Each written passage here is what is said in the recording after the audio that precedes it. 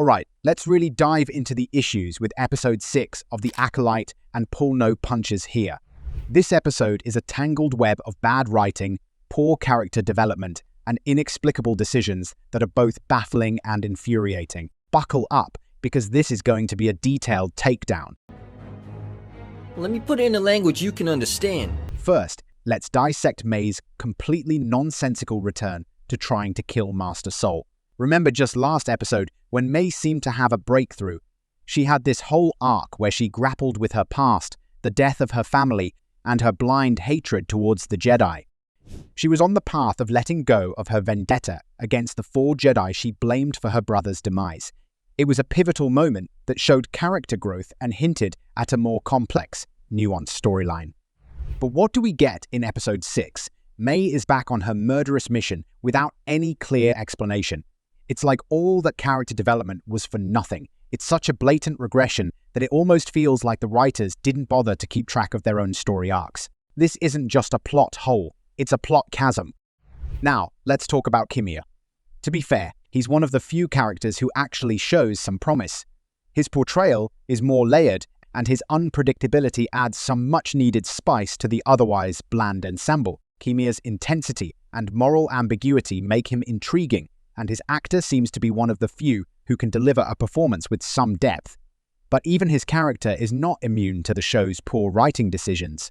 The whole "it's not the Jedi way" trope has never been more infuriating than in this show.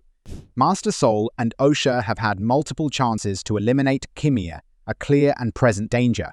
Yet, they spare him because it's not the Jedi way. No, it's not the Jedi way. This is where the show completely loses touch with logic. Let's break this down. In the Star Wars universe, the Jedi are portrayed as guardians of peace and justice. However, they are also warriors who understand the necessity of taking decisive action when faced with threats.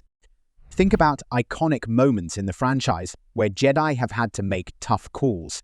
In The Phantom Menace, Obi-Wan Kenobi doesn't hesitate to strike down Darth Maul. It was a clear and necessary action to stop a threat. The idea that a Jedi would let a Sith go free just because they're temporarily unarmed is preposterous. It undermines the very essence of what it means to be a Jedi, protecting the galaxy from evil. Now, we need to address the colossal blunder of not informing the High Council about the Sith threat. In any rational scenario, the discovery of active Sith would be immediately reported. The High Council is the governing body of the Jedi Order, responsible for making critical decisions about the safety and direction of the Jedi and the Republic.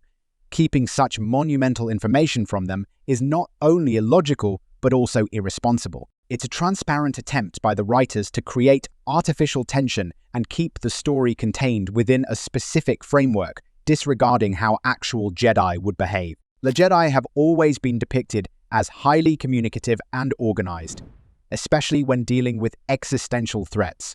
The secrecy in The Acolyte defies this established law and serves only to frustrate viewers who know better. Speaking of frustrating decisions, the casting choice for Osha and May is a major misstep.